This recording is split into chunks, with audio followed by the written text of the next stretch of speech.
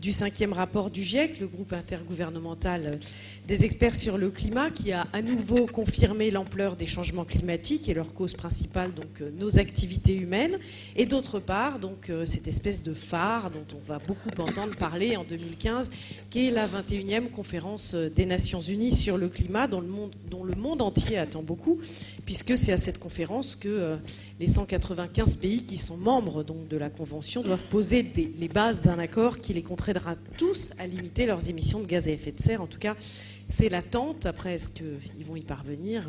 Il reste encore quelques mois pour dessiner cela. Alors, comme vous avez suivi peut-être certains d'entre vous, les 4 dernières conférences, vous êtes incollables sur ces sujets. Mais la question que nous allons nous poser aujourd'hui, c'est: sommes-nous tous vulnérables? Alors, on ne vit pas ici sur une île du Pacifique menacée par la hausse du niveau de la mer. On ne vit pas non plus en Afrique subsaharienne où la hausse des températures et la modification du cycle des pluies rendraient nos vies quotidiennes compliquées et rend déjà des zones de la planète invivable. Mais si vous êtes là ce soir, c'est parce que quand même vous vous sentez concerné. Et vous avez raison, parce que comme le dit l'expert Pierre Radan, le climat, c'est la première question à solidarité obligatoire de l'humanité, parce que nous n'avons qu'une seule planète, il n'y en a pas d'autre dans le coin, donc il va bien falloir qu'on arrive à faire avec. Donc chacun d'entre nous, ici dans cette salle, va devoir diviser par 4 ses émissions de gaz à effet de serre d'ici 2050. Alors ça veut dire quoi ? Ça veut dire quoi pour chacun d'entre nous, ces chiffres qui semblent un peu abstraits? Ça veut dire qu'il va falloir s'adapter, mais comment? Alors c'est entre autres ce que vont nous expliquer les intervenants de ce soir. Alors je vous le dis tout de suite, on va discuter à peu près une petite heure, tous les 4. Et puis à la fin, il y aura un échange avec vous. Donc si vous pouvez au fur et à mesure, quand ça vous vient, noter les questions que vous souhaitez poser aux intervenants, puisque vous aurez le temps de vous exprimer à la fin de notre discussion. Alors je vous présente tout de suite les intervenants. Donc au milieu, Jade Lingard, qui est donc journaliste à Mediapart et auteur de Je crise climatique, la planète ma chaudière et moi, publié aux éditions de La Découverte. À sa gauche, donc Freddy Vinet, qui est géographe, directeur du département de géographie et aménagement de l'Université de Montpellier 3, et Thierry Caminel, donc, qui est membre de l'Institut Momentum et du collectif Toulouse en transition, qui fait partie, vous en avez peut-être entendu parler, on va y revenir, du mouvement mondial des villes en transition qui a été créé en 2006 en Grande-Bretagne par Rob Hopkins. Alors tout d'abord, j'aimerais vous demander aux uns et aux autres, est-ce que vous pourriez nous donner votre approche de ce qu'on appelle justement la vulnérabilité? Parce que c'est vrai qu'ici, mercredi soir, à Paris, confortablement installé au Palais de la Découverte, on a du mal à se sentir vulnérable. Donc comment est-ce que vous pouvez communiquer aux gens qui sont devant nous ce sentiment de vulnérabilité? Jade Lingard. Bonsoir, bonsoir à tous. La vulnérabilité... Je pense qu'il y a pour moi, il y a deux sens principaux de ce terme. La vulnérabilité, on la partage tous. C'est le fait que quand le climat va se dérégler, puisqu'on est parti pour avoir ce dérèglement climatique, puisque si l'on voulait éviter l'augmentation de plus de 2 degrés des températures mondiales, il faudrait déjà avoir réduit nos émissions de gaz à effet de serre, alors qu'on ne l'a pas encore fait. Et il faudrait les réduire beaucoup plus que ce qu'on prévoit de le faire. Donc le climat va se dérégler. Et la vulnérabilité, c'est que cela va avoir des impacts nombreux sur nous tous. Parce que ça va modifier pas simplement la température que nous ressentirons si nous continuons à habiter à Paris, ou en tout cas en climat tempéré en France. Ça va modifier les conditions de la mer, ça va modifier les pluies, la sécheresse, ça va avoir tout un ensemble d'effets sur notre agriculture, sur la manière dont on se déplace. Donc tout ça, on y sera exposé, on y est vulnérable dans ce sens-là, c'est-à-dire extrêmement concret dans la manière dont on vit. Et moi, j'ajouterais que ça me semble très important d'avoir toujours en tête qu'on n'est absolument pas égaux face à cette vulnérabilité, qu'il y a des personnes qui sont beaucoup plus vulnérables que les autres. Ça se joue au niveau mondial, donc les habitants des régions côtières, que ce soit les régions côtières chinoises, que ce soit le sud-est asiatique, les régions côtières africaines, les populations déjà exposées aujourd'hui à de la sécheresse, de l'aridité qui risque de s'accroître encore, qui sont plus directement, qui vont subir des conséquences plus importantes que nous en climat tempéré, sachant qu'une augmentation de 2 degrés de la température mondiale ne sera pas égale partout, et en certains endroits, ce sera beaucoup plus. Donc il y a ça, mais il y a aussi une inégalité face à cette vulnérabilité chez nous en France, et peut-être que tout à l'heure on aura l'occasion de parler de ça, le fait que plus on est pauvre, même en France, plus on vit dans des logements insalubres, et plus on a un mauvais état de santé, plus on est vulnérable au dérèglement climatique. Freddy Vinet, sur cette vulnérabilité. Oui, alors... moi, je partirais de la définition, non pas de la vulnérabilité, mais du risque, mais ça peut s'appliquer à la vulnérabilité. Et c'est deux géographes qui ont défini le risque, et on peut l'appliquer à la vulnérabilité comme ça. C'est-à-dire qu'ils disent, eux, c'est la probabilité de perdre ce à quoi l'on tient. Donc, il faut se poser la question, à quoi tient-on ? On tient à quoi ? Alors, on tient à ses proches, etc., mais... en termes matériels, qu'est-ce qui est important pour telle ou telle société, hein? Donc pour les sociétés africaines, ça va être les moyens de subsistance immédiats, encore que l'Afrique est quand même assez diverse, on pourra en discuter longtemps. Mais bon, pour nous, ça va être l'électricité, ou posez-vous la question, en cas de catastrophe, est-ce que le plus important, c'est de conserver l'eau potable ou l'électricité ? La question est pas forcément, la réponse n'est pas forcément évidente. Donc moi je qualifierais la vulnérabilité comme ça, c'est-à-dire des éléments qui conditionnent notre existence et qui sont potentiellement menacés par des dangers. Alors les dangers, ils peuvent être très divers, hein. Ça peut être du danger épidémique, ça peut être de montée du niveau de la mer, etc.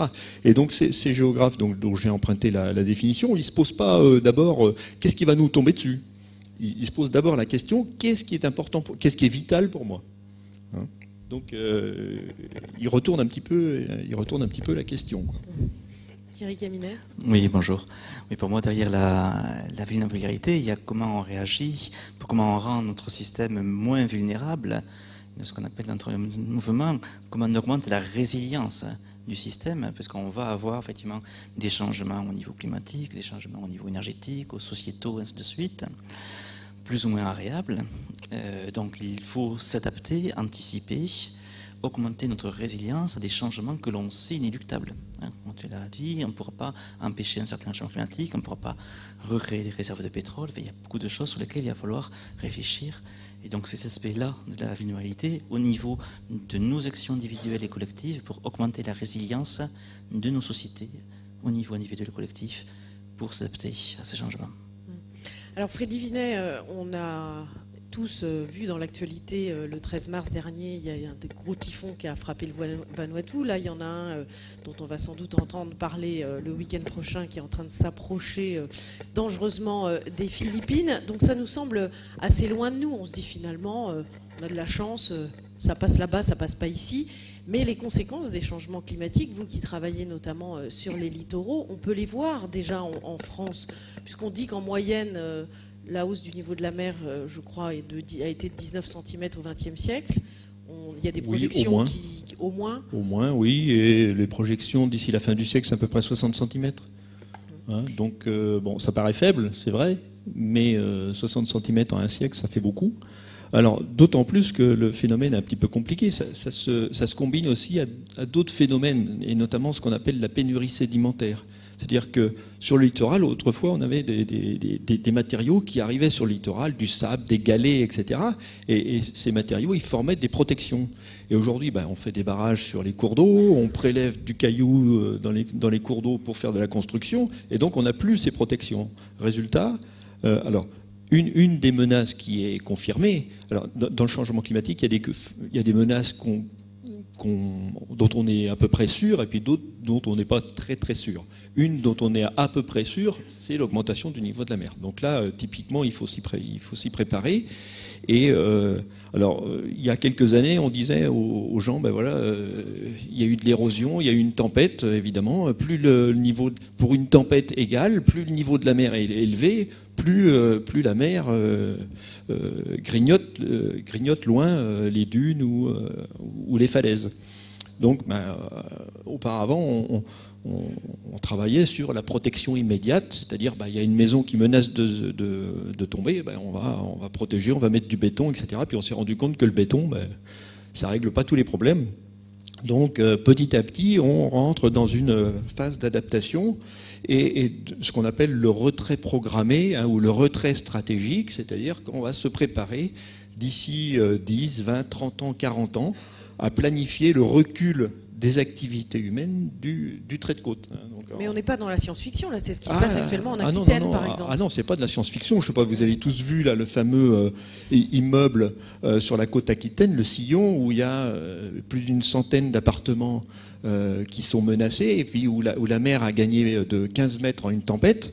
Et on sait que d'ici il y a encore 2 ou 3 tempêtes, et l'immeuble menace de tomber. Donc ça c'est un problème. Qu'est-ce qu'on fait par rapport à ça? Et l'État, on en parlait tout à l'heure, qui en France est un petit peu le garant de la sécurité. L'État a toujours dit, on est là, on va vous protéger, c'est l'État-providence, un petit peu, c'est une vision très française. L'État s'est rendu compte qu'il ne pouvait pas racheter tout de suite. S'il commençait à racheter tous les appartements au prix de l'appartement avec vue sur la mer, il ne s'en sortirait pas.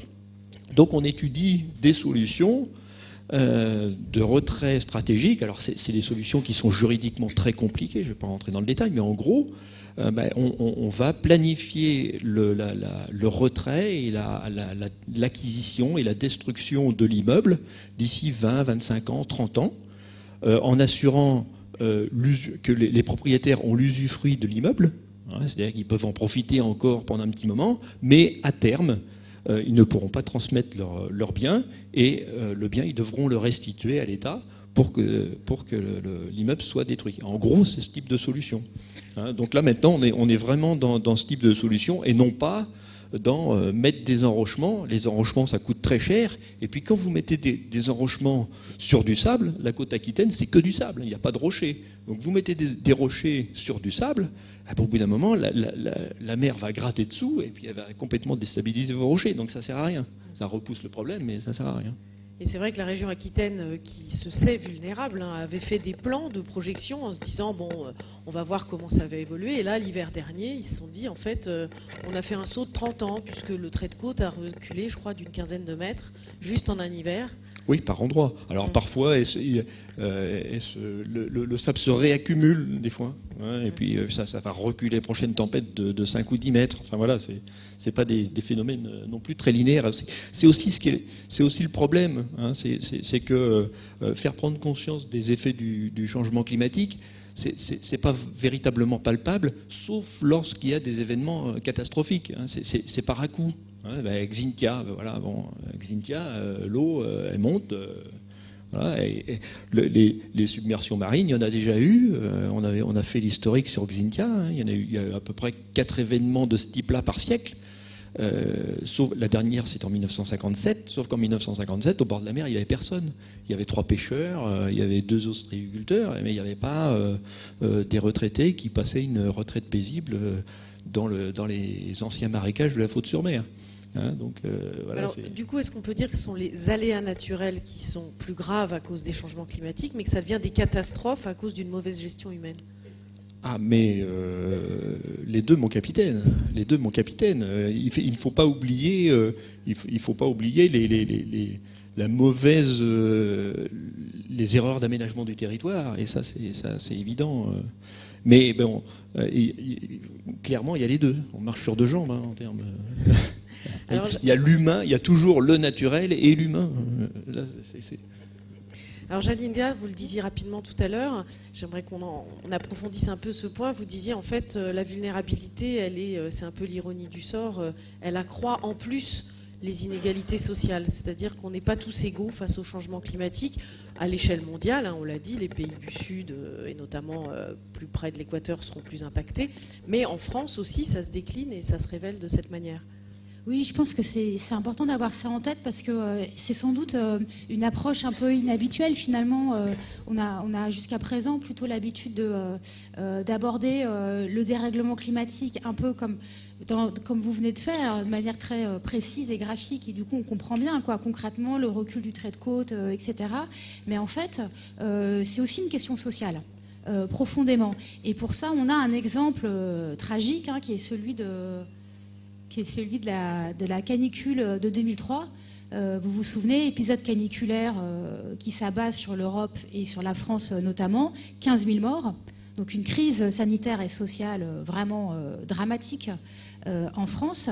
Or, quand on regarde un peu la carte de ce qu'on appelle la surmortalité, c'est-à-dire le nombre de personnes qui sont mortes sur cette période-là, supplémentaire, entre guillemets, par rapport à ce qu'est le nombre de décès par mois, eh bien, un département comme celui de la Seine-Saint-Denis, donc une banlieue défavorisée de la région parisienne, a connu une surmortalité plus importante qu'ailleurs. Et cette surmortalité a été mesurée. En gros, la moyenne de la surmortalité pour toute la France a été de 1,5. Pour la Seine-Saint-Denis, la surmortalité a été de 2,5. Donc ce que ça veut dire, c'est que dans cet endroit-là, les gens sont plus morts qu'ailleurs. Il y a eu pas beaucoup d'enquêtes, mais il y a quand même quelques éléments qui ont été analysés par l'Agence régionale de la santé, qui a essayé de comprendre en fait ce qui s'était passé. Et ce qu'ils ont observé, c'est que les femmes sont davantage décédées sur cette période que les hommes. Ils ont réussi à établir un faisceau de causes, de raisons de ces décès, et qui sont liées à la fois à l'état de santé des personnes, donc des personnes en mauvais état de santé, donc qui ont été plus vulnérables, c'est le cas de le dire, à cet épisode caniculaire, mauvais état des logements insalubres, mansardés, sous des toits, mal isolés, donc où il a fait très très chaud, sans possibilité de se rafraîchir. Un problème d'information, donc ça pose aussi la question de la déconnexion, de la désocialisation éventuellement de ces personnes, et également un problème de manque de végétation en ville. Donc là c'est très concret, ça peut paraître un petit peu anecdotique quand on dit ça comme ça, mais en réalité la végétation en ville a un rôle important de résistance au phénomène qu'on appelle d'îlots de chaleur. Et plus il va faire chaud, plus on va aller vers un dérèglement climatique, plus ça va être important d'avoir comme ça dans les villes des zones, des parcs, des jardins, des arbres et tout ça pour donner un peu de fraîcheur. Et parfois, juste faire redescendre de même pas 1 degré, ça peut être très important pour cet équilibre général de température. Les urbanistes bossent pas mal là-dessus aujourd'hui. Donc, bref, on a cet exemple tragique de la canicule où on a vu, voilà, les endroits où il y a plus de gens pauvres, il y a eu plus de morts qu'ailleurs. Et ça, je pense que c'est une alerte vraiment très importante pour ce qui va suivre dans les années qui viennent, puisque s'il y a des règlements climatiques, il fera plus chaud, il ne frappera pas tout le monde de la même manière. Or, le drame encore plus, c'est que les endroits où vivent ces personnes précarisées, paupérisées, et je ne parle même pas des migrants, des campements de Roms, etc., où là on a des populations qui sont encore plus déconnectées et qui vivent dans des conditions d'habitat qui sont encore plus déplorables, insalubres que partout ailleurs, eh bien c'est aussi des endroits où souvent les collectivités ont moins d'argent, moins de moyens, qui sont soumis aujourd'hui à des politiques d'économie budgétaire qui font qu'il faut rogner un petit peu sur toutes les dépenses, les agents et tout. Et donc, il y a vraiment là un enjeu de politique publique et d'intervention publique qui va se poser de manière très crue. Et il semble important d'avoir dès aujourd'hui en tête ce qu'on appelle les inégalités environnementales. Ça, c'est un thème qui est encore assez peu abordé en France, mais il me semble vraiment crucial de le travailler et de le développer pour qu'on soit prêt quand ça va se produire. Alors, quand on vous écoute, on se dit, bon, si j'habite pas près de la mer et si je suis pas trop pauvre, je peux à peu près m'en sortir. C'est très cynique, je fais exprès.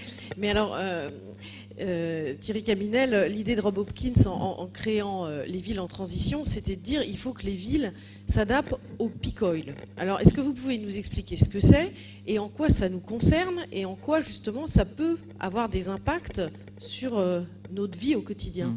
Oui, c'est une observation du mouvement écologiste anglais qui observait que les gens réagissaient mal ou peu aux risques climatiques, qui paraît toujours lointain. Ça fait quand même 30 ans qu'on en parle globalement, depuis le rapport de Rio en 82, même avant. Et puis, bon, certes, il y a une prise de conscience, mais il n'y a pas un changement. C'est difficile de motiver les gens, c'est difficile d'agir sur les comportements. Et on voit la difficulté qu'a le corps social pour changer. Et il y a si vous me permettez, il y a une phrase, une citation de... évidemment, elle est sortie, de Machiavel qui explique très bien ça. Machiavel, il a vécu il y a 4 siècles. Il disait, parce que globalement, voilà, il faut changer de société, il faut changer de modèle. Consommer moins, c'est bien changer de modèle de société. Machiavel disait ça. Il faut considérer qu'il n'existe rien de plus difficile à accomplir, rien dont le succès ne soit plus douteux, ni rien de plus dangereux à mener que d'initier un nouvel ordre des choses. C'est ce qu'il faut faire, pourtant.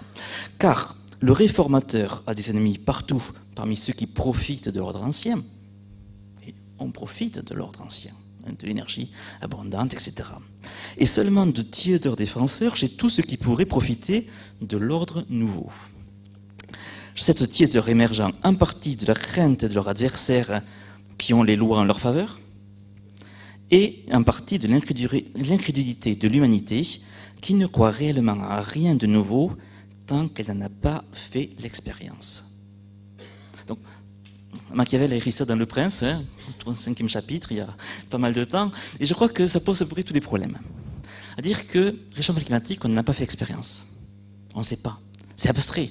Augmentation de plus de durée, 40 cm, 60 cm en plus sur les côtes, personne n'a, ou difficilement, peut-être vous dans la salle, mais globalement c'est difficile à saisir en quoi ça va agir.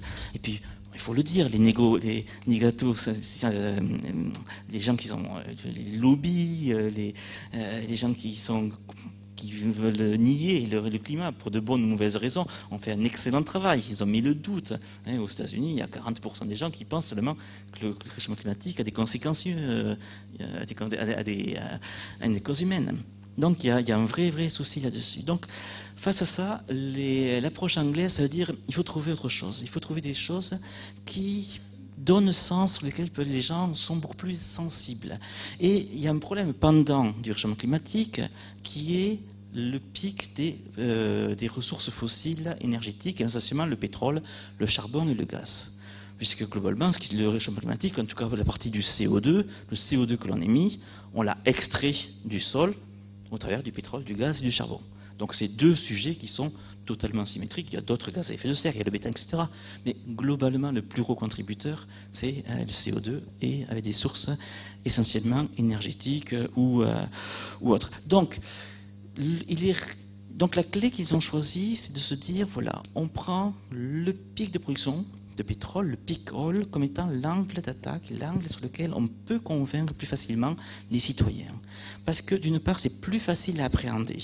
Tous les gens, globalement, se sentent bien cette réalité que, voilà, une réserve de pétrole, au fur et à mesure qu'on exploite dessus, elle passe par un maximum et après elle baisse. C'est une réalité physique, mathématique, et tout le monde peut le sentir. Et on a quand même des expériences également, des crashs dans les années 73, en 82, des crises pétrolières. On a vu les conséquences sur l'économie, on sait quand même qu'il y a des problèmes, on peut expliquer aux gens de manière facile que la plupart des pays producteurs de pétrole ont passé leur pic de production, c'est-à-dire chaque année ils essaient de produire en plus et puis ils ne peuvent pas, donc la production de pétrole baisse, le pétrole conventionnel baisse depuis quelques années, donc c'est toute une pédagogie qui est relativement facile à expliquer, avec des fondements à la fois scientifiques, au niveau des observations que l'on peut établir, on peut faire toute une pédagogie dessus, et surtout le gros intérêt, c'est que la conséquence du pétrole est immédiatement tangible. On peut, voilà, les gens, on peut leur dire, voilà, qu'est-ce que vous ferez quand le pétrole sera à 150 $ le baril? Ça s'est vu, par exemple. Alors là, on a envie de vous dire, justement, il est très bas en ce moment. Donc, Il est très bas, mais l'argument est sur L'argument est relativement facile. Peu de journalistes ont expliqué pourquoi il y avait ce prix bas. Sur RFI, on l'a fait, mais... Je sais, mais globalement, d'abord, le prix n'indique pas une indication d'une réserve de pétrole. D'accord ? Il peut y avoir une surproduction à un certain moment, effectivement, et ce qui se passe globalement, quoi. C'est les gaz de pétrole de schiste américains, qui ont une petite bosse là-dessus au niveau de la production, mais ça ne changera pas grand-chose. Et elle aussi aura un pic de production en 2018, donc demain, d'après l'Agence américaine de l'énergie. Donc, globalement, c'est une petite bulle qui va arriver et puis qui va disparaître. Donc le prix du pétrole va remonter, mais alors en quoi ça nous concerne ? Finalement, concrètement, ce pic-oil, on se dit, donc le pétrole va devenir de plus en plus cher, donc il va falloir qu'on s'adapte. Oui, et surtout, les adaptations que l'on va faire pour s'adapter à un pétrole cher, ou carrément manquant, parce qu'on peut imaginer que le détroit d'Ormuz est fermé pour, typiquement, s'il y a une guerre avec l'Iran, qui n'est pas totalement... qui peut arriver, quoi. Bon, dans ce cas-là, il peut ne pas y avoir d'approvisionnement de pétrole pendant quelques mois, ou plus, ou quelques années. 60% du pétrole français passe par le détroit d'Ormuz. Donc, c'est des hypothèses qui ne sont pas totalement aberrantes. Donc, globalement, les actions que l'on va prendre pour augmenter notre résilience à ce type d'hypothèse, ou ce type de conséquences, donc pour réduire notre consommation énergétique, sont exactement les mêmes, quelque chose de près, aux actions que l'on doit prendre pour réduire nos consommations, enfin pour réduire nos gaz à effet de serre, puisque le CO2 est le premier des gaz à effet de serre et que l'énergie est la première ressource pour le faire. Donc c'est les mêmes. C'est globalement les mêmes, transport en commun, isoler la maison, avoir de l'alimentation plus proche, etc., etc. C'est globalement les mêmes. Mais la manière de transmettre cette perception du risque et donc de la nécessité d'agir aux citoyens n'est pas la même. Dans un cas, on a un risque qui est lointain, qui est mal perçu. Ouais, plus de degrés, c'est quoi 60 cm en plus, c'est pas sensible, quoi. Et puis, par contre, dire, quand j'aurai plus de pétrole à la pompe d'essence pendant 3 mois, ça s'est vu dans notre histoire, je dirais, ou en Angleterre. Qu'est-ce que je fais ? Donc ça oblige les gens, non pas à penser à ce qu'ils devraient faire, voilà, quelque chose d'un peu éthique pour les petits-enfants, pour le bien de la planète, etc. Mais qu'est-ce qu'ils devront faire de manière quasiment certaine, parce qu'on sait un jour que, voilà, dans 10 ans, dans 20 ans, de toute façon, il y aura de moins en moins de pétrole qui deviendra de plus en plus cher, et ce genre de questions va se poser, et qu'il y aura de plus en plus de tensions géostratégiques sur l'approvisionnement. Donc ce sont des questions qui sont légitimes. Donc, partant de là, la pédagogie qui a été développée en Angleterre, c'est de travailler sur cette hypothèse, sur plutôt ce constat que la baisse des ressources pétrolières, l'approvisionnement pétrolier et gazier, c'est pareil, est inéluctable, que chacun peut comprendre ça, et donc l'adaptation à cette baisse-là peut conduire à un plan d'action au niveau individuel, au niveau collectif, au niveau des États, qui, in fine, recollent les mêmes objectifs que ceux du réchauffement climatique. Alors, on va revenir sur l'aspect concret. Jadeline Garn, vous vouliez intervenir ? En vous écoutant, je pensais à votre question sur finalement, en gros, pourquoi est-ce qu'on serait concerné quand on est français, quoi, et puis quand on est un peu classe moyenne, et voilà, pourquoi est-ce que ça serait un problème, quoi, finalement, de manière brutale et cynique. En fait, je pense qu'il faut aussi avoir en tête autre chose, c'est que le dérèglement climatique, il est à plusieurs échelles, il est énorme, et puis il touche plein d'éléments comme vous avez décrit, mais il n'est pas tout seul, et il s'accompagne aussi en fait de pollution. Et dans le sens où, quand on regarde les causes du changement climatique, donc qui sont ces émissions de gaz à effet de serre qui proviennent en France majoritairement du transport routier, voitures, camions, etc., du chauffage, des logements, transport aérien, agriculture, etc., sont aussi des causes de pollution. Et de pollution atmosphérique. Donc à Paris, enfin, on commence un peu à parler sérieusement et à considérer sérieusement le problème de la pollution atmosphérique en ville. D'ailleurs, c'est pas qu'à Paris, mais je veux dire notamment à Paris, ça a mis tellement de temps à sortir que c'est particulièrement spectaculaire que ça sorte maintenant, et lié à l'utilisation du carburant diesel dans les automobiles, et qu'en fait... ça, si vous voulez, imaginez que finalement on pourra échapper au dérèglement climatique, on peut peut-être le faire. Je veux dire, voilà, si on est hyper égoïste, bon, c'est possible. Par contre, imaginez qu'on échappera aux effets de la pollution, ça n'est pas possible. Parce que la pollution, vous y êtes déjà. Les impacts sanitaires catastrophiques de la pollution atmosphérique sont connus, sont documentés. Et ça, là, pour le coup, à moins de déménager de vivre dans un endroit complètement fermé à l'extérieur, vous ne pourrez pas y échapper. Et en fait, ce qu'on observe un peu partout dans le monde, on a vu ça beaucoup en Chine, mais également aujourd'hui en Inde, que des gouvernements se mettent en branle avec des politiques de réduction, soit de contrôle de normes d'émissions des centrales à charbon, soit même de réduction du trafic automobile à essence, par exemple à Shanghai, avec le fameux exemple des motos aujourd'hui qui doivent être toutes électriques. Ça a été provoqué, avant tout à court terme, par la colère de la population contre cette air devenue complètement irrespirable. On a tous vu ces photos de Pékin, même de Delhi. Maintenant, on voit arriver avec un air quasiment brouillé par la pollution. Et donc, quelque part, ce problème de la pollution, qui est un problème vraiment de santé, encore une fois, gravissime, et ben, finalement, il a une utilité, si je puis dire, qui est de rendre un peu visible et concret. Non pas le changement climatique, c'est pas la même chose, mais comme c'est les mêmes causes, d'une certaine manière, c'est comme une première figuration finalement de ça. Et donc du coup, c'est intimement lié et c'est quelque chose et que les politiques de lutte contre ces pollutions sont aussi les politiques de lutte contre le dérèglement climatique. Et quand on regarde le nouveau plan chinois, le nouveau plan quinquennal chinois, c'est hyper clair. Il y a plein de mesures là-dessus et ça aide à la prise, enfin ça peut aider, ça doit aider et c'est la responsabilité des autorités politiques d'aider d'utiliser ça pour aider à la prise de conscience et à la bonne compréhension par une société des enjeux majeurs et gravissimes dont on parle. Alors au-delà de notre vulnérabilité directe au changement climatique, il y a les conséquences, on en a déjà parlé un petit peu, de l'adaptation que nous allons devoir faire au cours de ce siècle. Ça va nous impacter évidemment de s'adapter, on l'a compris. Vous allez nous expliquer un peu plus en détail ce que ça veut dire une ville après peak oil. Mais Freddy Vinet, vous dites, vous, qu'il faut planifier en fait cette adaptation pour limiter justement notre vulnérabilité. Alors ça veut dire quoi ? Ça veut dire ne pas réagir seulement après les événements brutaux. Je reprends encore l'exemple de Xintia, parce qu'on avait beaucoup travaillé.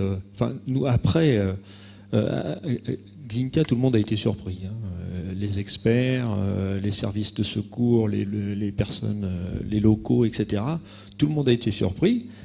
Et on a beaucoup discuté avec les sapeurs-pompiers. Et on a constaté, mais les experts scientifiques sont dans le panier aussi, qu'on n'avait pas de représentation des impacts possibles.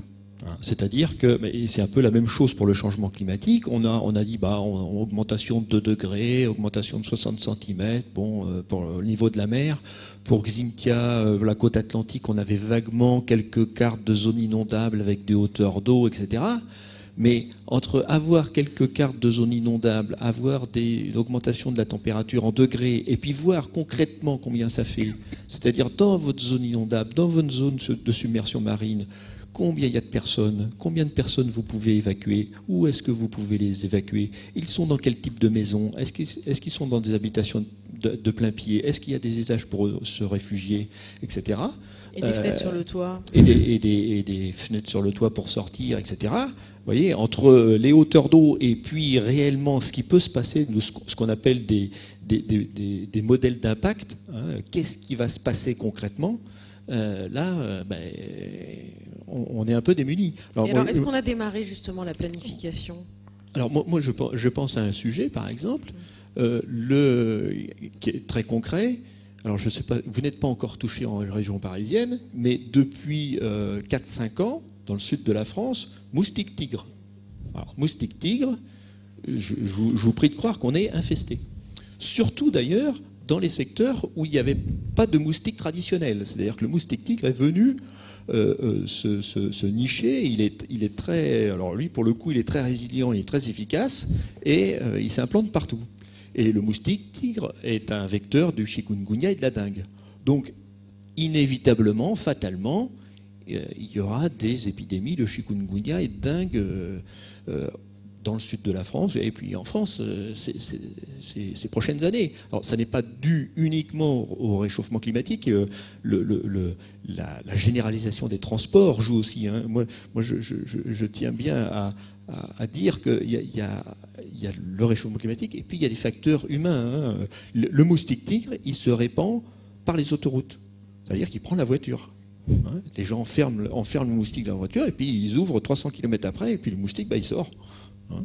Donc le moustique a atteint il est dans les Charentes, Vendée, etc. Et puis il va gagner là-bas. Alors est-ce qu'on peut dire qu'en fait avant on ne le voyait pas parce qu'il sortait de la voiture, il mourait parce qu'il faisait trop froid et maintenant il fait plus chaud donc il survit? Pourquoi est-ce qu'on en voit plus, ils prennent plus la voiture qu'avant? Alors il y en a, le moustique tigre existe depuis une bonne quinzaine d'années sur la Côte d'Azur. Côte d'Azur, Var, etc. Et puis c'est répandu 2010-2011 vers le Languedoc. Et puis ensuite il a continué à gagner, voilà. Hein. Et bon, après. Mais les nouvelles maladies entre guillemets, ça fait partie de l'histoire aussi. Hein. Le choléra, avant le XVIIIe siècle. Il n'y avait pas de choléra. Le choléra est apparu en Europe au XVIIIe siècle. Hein, même chose pour les épidémies, le sida, etc. Donc ça ce sont des... Je dirais que les menaces évoluent aussi. Hein, donc c'est pas... faut être assez relativiste, mais il faut se préparer, quoi. Il faut se préparer. Mais ce qui inquiète les observateurs dont vous faites partie, en fait, c'est la rapidité des changements observés. C'est-à-dire qu'il y a plein de modèles, hein, vous avez eu des conférences là-dessus, mais on se rend compte qu'en fait, les changements vont plus vite que ce qu'on pensait. Et ils s'interagissent entre eux. Ah bon, oui, ne serait-ce que l'évolution du niveau de la mer. Je dirais historiquement ou préhistoriquement, la Terre a connu déjà des variations du niveau de la mer. Actuellement, la variation est assez rapide en termes d'augmentation. Donc, elle n'est pas de l'ordre de 1 cm par an, mais disons quelques millimètres par an, ce qui est quand même beaucoup. Même historiquement, c'est quand même rapide. Donc, obligation de s'adapter, surtout lorsqu'il y a des événements brutaux. Pour la région méditerranéenne, par exemple, il y a eu des thèses qui ont été faites là-dessus. A priori, il n'y aura pas d'augmentation des tempêtes en Méditerranée. En revanche, il y aura une augmentation des effets des tempêtes, puisque pour une même tempête, le niveau de la mer tapera à 60 cm au-dessus. Donc, et ça, c'est très sensible. Nous, chaque année, il y a le long de la côte, il y a ce qu'on appelle des paillotes de plage ou des barres de plage qui sautent. Hein, parce que, alors, je le disais en préambule, nous allons tous dans cette salle devoir diviser nos émissions de gaz à effet de serre par 4 d'ici 2050. Alors, Thierry Caminel, comment est-ce qu'on fait dans nos villes? Aujourd'hui, plus de la moitié de la population mondiale vit en ville. Comment est-ce qu'on fait concrètement? Vous nous avez parlé des villes en transition. Donc, est-ce que vous pouvez nous donner des points, par exemple à Toulouse, où donc vous faites partie du comité des villes en transition? Je crois qu'il y a 8 groupes de travail. Et donc, quelles sont les thématiques sur lesquelles vous travaillez justement pour que les gens s'adaptent? Il y a deux aspects à la question. Effectivement, il y a des actions, des thématiques sur lesquelles on travaille, et puis, plus généralement, donc c'est la prise de conscience qui est importante. Et je pense qu'à la limite, c'est elle qui est le plus important. Bon, sur les actions elles-mêmes, on va retrouver globalement les actions que l'on peut retrouver, dont on parle vis-à-vis du changement climatique ou dans les plans climat. Donc ça veut dire réduire les transports, avoir une alimentation plus proche. Donc il va y avoir, par exemple, développer des jardins sur les toits, des jardins partagés. Dans la ville de Bristol, par exemple, le nouveau plan d'urbanisme impose à ce que tous les nouveaux logements y ait quelques dizaines de mètres carrés pour de la surface pour produire de l'alimentation. Voilà. Donc c'est des choses qui sont faites. Ça ne change pas significativement, quoique. Avec quelques hectares, on peut produire quand même beaucoup d'alimentation. Hein, si on fait des techniques comme la permaculture, qui sont très denses et qui permettent de produire beaucoup de végétaux, beaucoup de légumes en particulier, sur de faibles surfaces. Donc ça, c'est typiquement des approches qui sont développées par les villes en transition. Assez spécifiques. Bon, après, bien sûr, on peut les AMAP, tous ces systèmes-là au niveau alimentaire. L'alimentaire est quelque chose qui porte, parce que les gens, voilà, on se dit...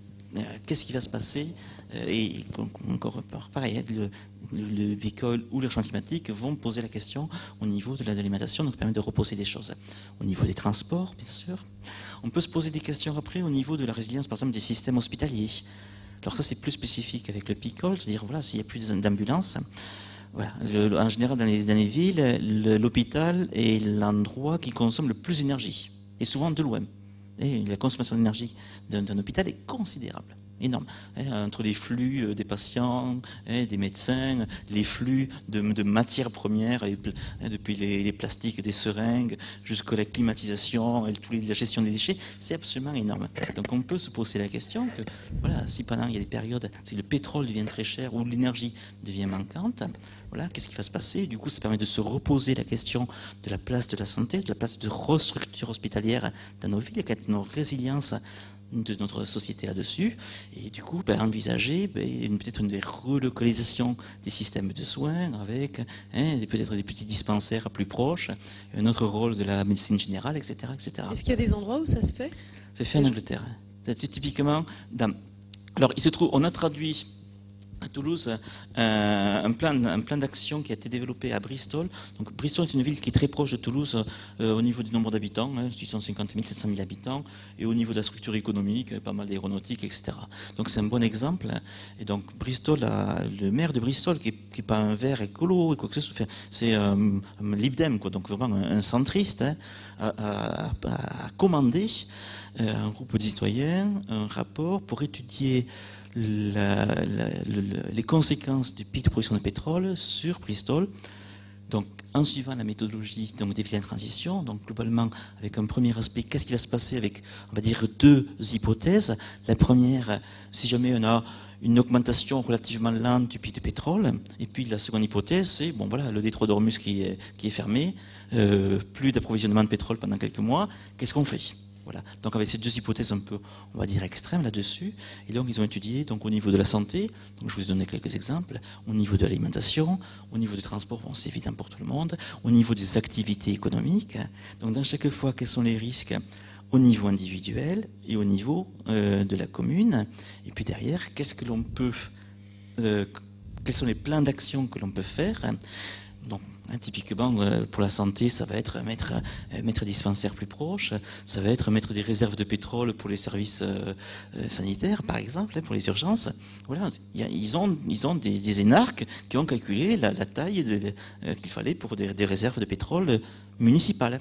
Voilà, c'est ce genre de choses, et je crois qu'ils l'ont mis en place en plus. Donc c'est le genre de choses qui sont conduites, et surtout, derrière, c'est proposer un imaginaire positif. C'est-à-dire que certes, les gens voient tous les risques et toutes les conséquences qu'il va y avoir à moins en matière de liberté individuelle, en matière de déplacement, en matière de loisirs, ainsi de suite. Mais effectivement, il y a quand même il y a un positif. S'il y a moins de voitures, moins de diesel, quoi que ce soit, il y aura moins de maladies cardiovasculaires, moins de risques, moins de cancers, ainsi de suite. Donc il faut chaque fois trouver l'aspect positif et projeter une vision positive à ce changement qui est quand même inéluctable, de manière à engager les gens à changer. Alors justement, Jade Lingard, vous dites dans votre livre qu'il faut se déprivatiser, en fait, qu'il faut faire de la place au public dans notre intimité. Alors, ça peut être un aspect positif. Après, on se dit, oh là là, moi, je n'ai pas forcément envie de faire ça. Donc, qu'est-ce que ça veut dire concrètement? En fait, il y a un sujet, moi, qui me semble assez fascinant aujourd'hui, c'est essayer de comprendre qu'est-ce qui se passe au niveau de l'individu, comment, en tant qu'individu, on interagit avec ce sujet du dérèglement climatique qui nous dépasse tellement, à l'échelle géographique, à l'échelle temporelle. Ça a l'air tellement plus grand que nous. Donc on peut très facilement se sentir totalement impuissant par rapport à ça.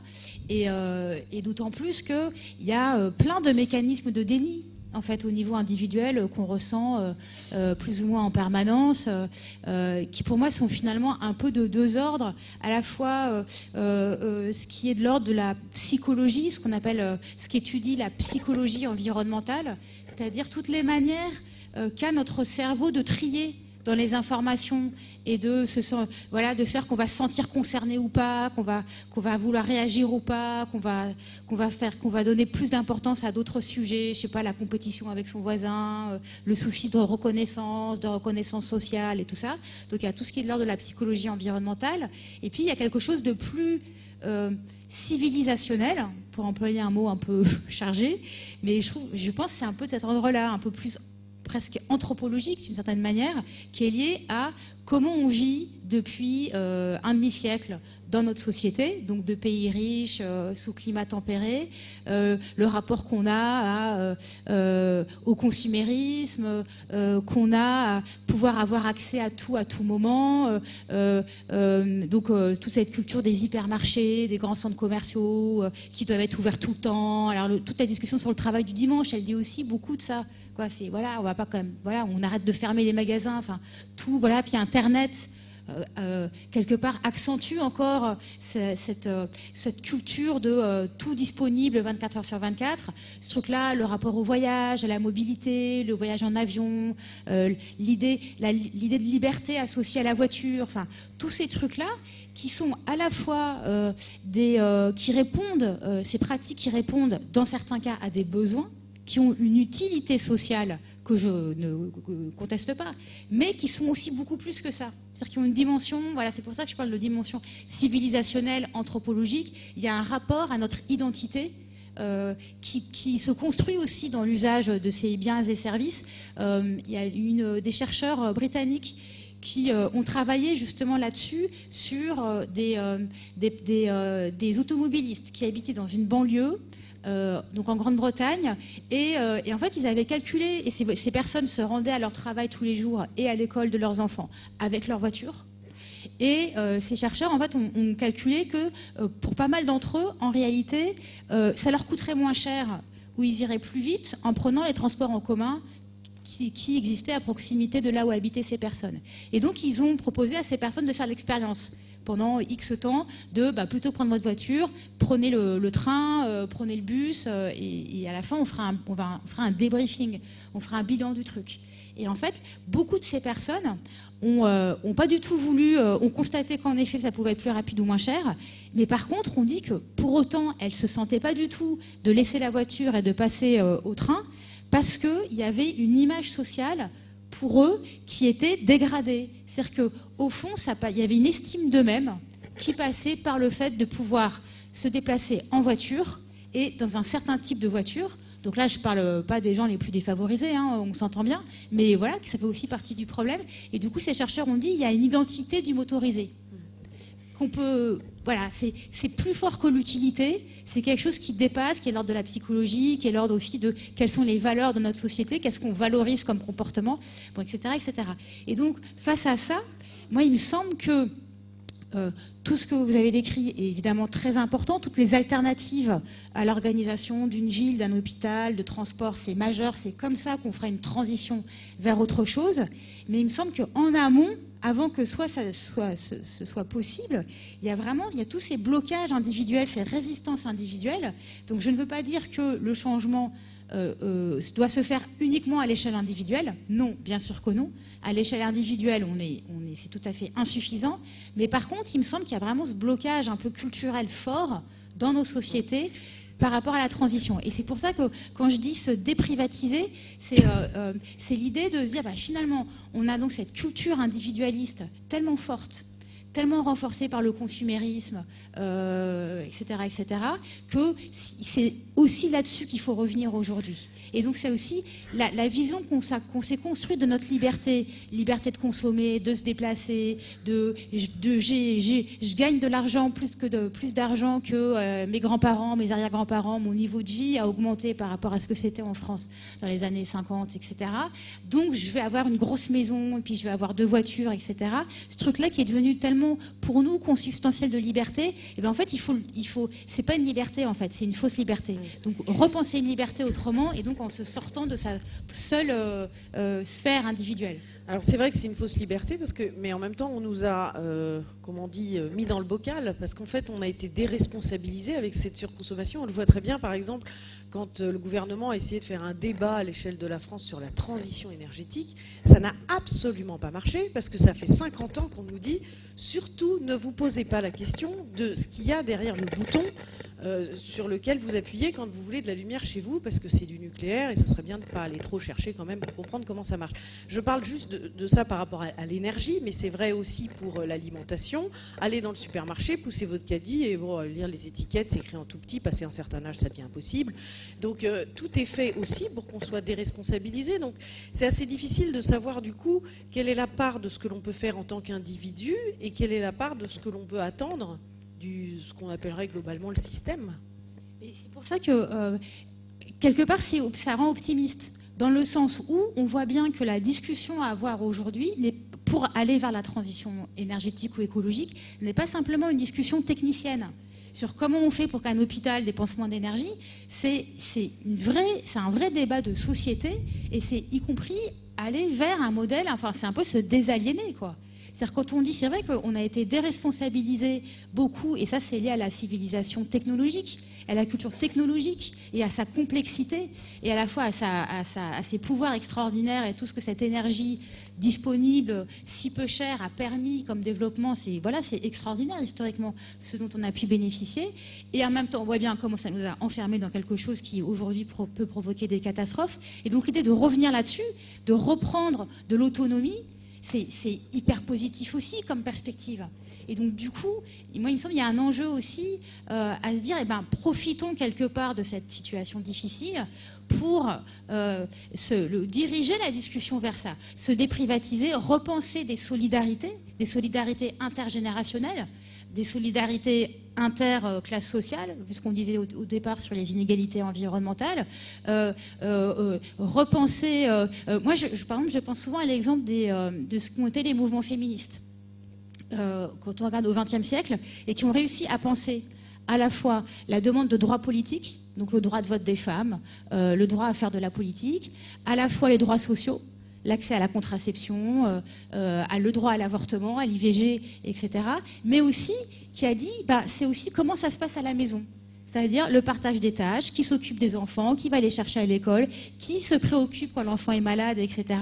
Et avoir réussi, et tout ça, de front, ça a permis d'aller vers l'émancipation de la femme, qui n'est pas acquise, pour laquelle il faut continuer à se battre aujourd'hui.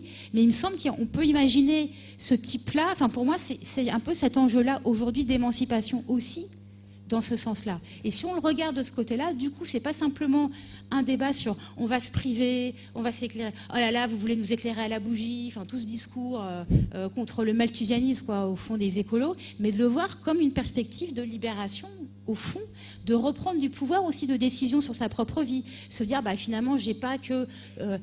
ok, je peux aller au mall ou au centre commercial à côté de chez moi, et puis du coup, j'aurais juste que les marques vont me proposer et sur lequel j'aurais aucune décision finalement sur qu'est-ce qu'ils ont produit, dans quelles conditions sociales, etc.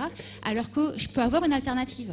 Je peux me fournir dans une AMAP, et maintenant il n'y a plus une différence de prix si importante, donc c'est pas une niche de bobo, c'est pas vrai, c'est plus vrai. Et là, tiens, je peux avoir un rapport par exemple avec un groupe d'agriculteurs, et c'est par petits bouts reprendre un peu des capacités de décision. Et donc un peu de puissance, quoi, dans sa vie. Et ça, c'est quand même. Alors ça démarre un petit peu partout. Hein. On voit qu'il y a des mouvements dans ce sens. Maintenant, la question, c'est une question de changement d'échelle. Hein. Quand est-ce que ça va pas être simplement quelques personnes un peu conscientisées et qui ont envie de changer à droite à gauche, mais comment ça devient quelque chose de massif? Freddy Vinet, vous partagez les propos de Jade? Oui, complètement. Surtout dans ce sens que l'évolution, elle se fait à la fois selon des règles techniques. Il y a des évolutions techniques et puis il y a des évolutions psychologiques.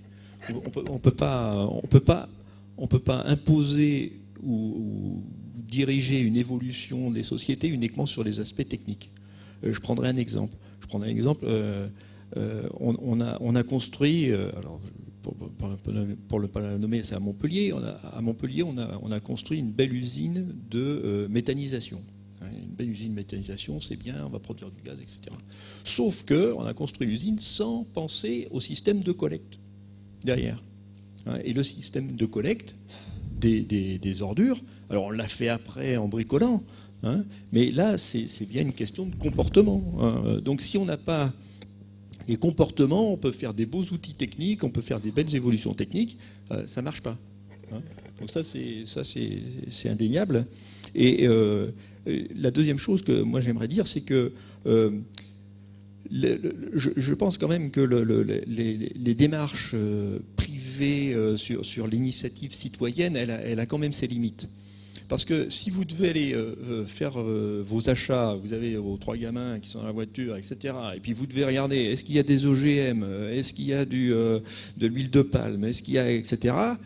C'est un peu problématique au bout d'un moment. Et le contrat démocratique, il repose aussi sur la confiance aux dirigeants et la confiance en le degré de civilisation, il se mesure aussi par la capacité d'une société à se donner des règles et à les respecter. Donc il faut quand même qu'il y ait des démarches collectives à la base. Et puis le troisième point que j'aimerais quand même dire, c'est qu'il faut être assez optimiste aussi, parce que les sociétés qui ont été, notamment après des catastrophes, elles ont quand même montré des capacités à inventer. On le voit après des catastrophes. Enfin, moi, je travaille particulièrement sur les inondations. On voit il y a une capacité, il y a des ressources, ce qu'on appelle les capacités de résilience qui sont insoupçonnées, notamment sociales, voilà. Et au Vanuatu, par exemple, bon, il y a eu ce fameux cyclone. Eh bien, il y a des pratiques culturelles, des lieux de refuge ancestraux qui ont été réactivés, qu'on a retrouvés, des pratiques qu'on a retrouvées et qui ont permis de limiter les dommages. Il y a eu très peu de victimes par rapport au degré de pauvreté et de dénuement d'une grande majorité de la population.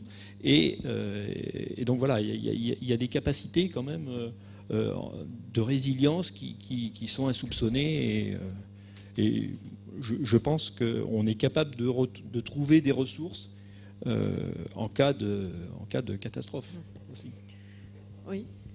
Juste moi je suis évidemment tout à fait d'accord avec vous sur le fait que, encore une fois, le niveau individuel est insuffisant. Et c'est vrai que d'une certaine manière aujourd'hui, l'une des difficultés de l'écologie, d'être écolo, c'est que ça oblige finalement sans arrêt à vouloir sortir du système. C'est-à-dire qu'on est sans arrêt, en effet, dans cette situation de... Alors, il faut regarder l'étiquette, alors OGM ou pas, agriculture biologique ou pas, certifié comment, produit local, etc. Et donc, on s'ajoute plein de contraintes. Et c'est vrai que là où on aura réussi, enfin, à mon avis, là où la transition aura réussi, c'est quand, au fond, la charge de la preuve aura été inversée. C'est-à-dire que quand, a priori, dans le système majoritairement sera circuit court, provenance locale, sans OGM, biologique ou l'équivalent de cette certification, et qu'il faudra choisir si on veut pas ça. Et ça, c'est pour moi une bataille politique, sociale, culturelle majeure. Mais pour la mener, cette bataille, eh ben, ça passe aujourd'hui par le fait qu'il y ait cette petite minorité, ces petites minorités actives qui portent ces pratiques et qui les fassent passer de l'état de petite niche à un état de plus en plus massif. Et on gagnera quand ceux qui voudront manger des OGM devront chercher les étiquettes où il y a des OGM. Bon, alors sur les OGM, on s'éloigne un peu du climat, mais là on est en train de faire... mais il y a des liens, mais on peut pas tous expliquer. Thierry Caminet, rapidement, puis après on va vous donner la parole. Non, pour augmenter la résilience, il faut anticiper, il faut être préparé. Sur les îles, ils savent qu'il va y avoir des ouragans, et ils se préparent, et ils le savent depuis les temps immémoriaux. Pour le climat, le problème, c'est qu'on le sait et on ne fait rien. On ne voit aucune évolution pragmatique, enfin du moins à la hauteur des enjeux, il n'y a rien. Mis à part des conférences tous les 4 ans qui aboutissent chaque fois à un échec, il n'y a rien par grand-chose. Des plans climat qui sont très optimistes, qui ne sont pas satisfaits, il y a des plans, oui, des annonces. Donc la difficulté, c'est là, c'est qu'on n'est pas prêt, on ne se projette pas dans un monde où il y aura un réchauffement climatique. Et donc quand ça va arriver, ça va être un peu difficile. Donc c'est quelque part un peu l'approche, donc je vais l'expliquer, un peu l'approche anglaise. Il y a un philosophe français, Jean-Pierre Dupuy, qui appelle ça du catastrophisme éclairé. C'est-à-dire de dire un peu plus fortement, comme on l'entend en tout cas en France, il va y avoir des problèmes à la fois climatiques, mais également donc, sur le pétrole, parce que tout le monde, c'est plus facile à expliquer, ça sera plus rapide sûrement au niveau des conséquences, et ça portera, tout le monde peut plus facilement imaginer quelles seront les conséquences sur soi. Donc c'est un levier pour le changement. Et du coup, les gens, et surtout ça permet de porter le discours qu'il y a quelque chose d'inéluctable. Dire un jour ou l'autre, bon, on aura moins de voitures. Un jour ou l'autre, il n'y aura pas d'avion, ou du moins on n'aura pas la capacité les uns les autres de le prendre, ce sera trop cher, etc. C'est quelque chose d'inéluctable. Et du coup, les gens qui font comme moi, comme nous, certains, qui prennent le vélo, qui prennent moins l'avion, etc. C'est pas, on est juste en phase d'anticipation de quelque chose que l'on sait inéluctable. Et si on arrive à convaincre plus de personnes, de plus en plus de personnes, de l'inéluctabilité du pic de production de pétrole et des conséquences du changement climatique, alors on pourra augmenter très rapidement et très vite le nombre de personnes qui feront ces petits gestes et qui seront prêts et qui se considéreront comme juste, ils ne feront pas quelque chose d'éthique pour la planète, quoi que ce soit, non. Ils se prépareront à un avenir qu'ils savent où il y aura moins d'énergie, où ils pourront moins se déplacer, ils prendront moins des vacances moins loin, etc. Donc c'est totalement un changement de paradigme, de la manière dont on aborde le changement, et je reviens à Machiavel, et qui est à mon sens la clé, et c'est une réponse qu'apporte les Viens de transition, cette approche un peu anglaise. Merci. Alors, la parole est à vous. Je ne sais pas comment est-ce qu'on fait pour les micros. Alors, je vais juste vous demander, pour qu'un maximum de gens puissent s'exprimer, donc de vous présenter déjà, si vous voulez bien, et puis d'aller un petit peu directement à votre question pour qu'un maximum de gens puissent s'exprimer.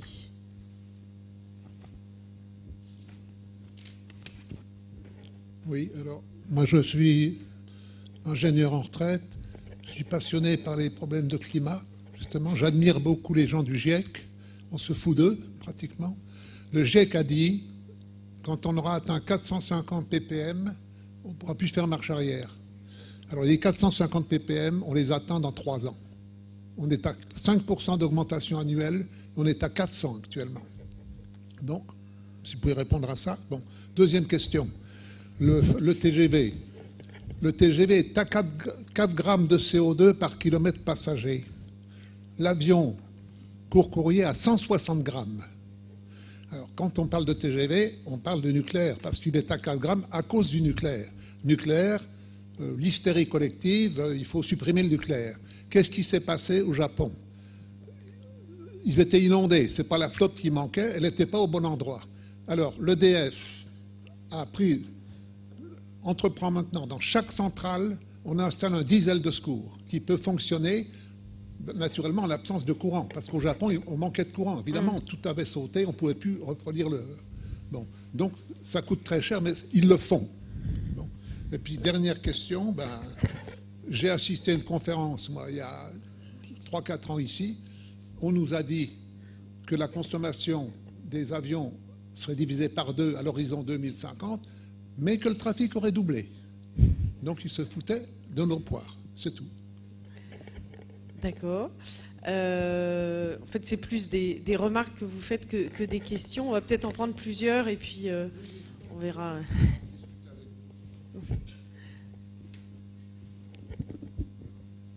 Bonsoir et merci pour votre échange.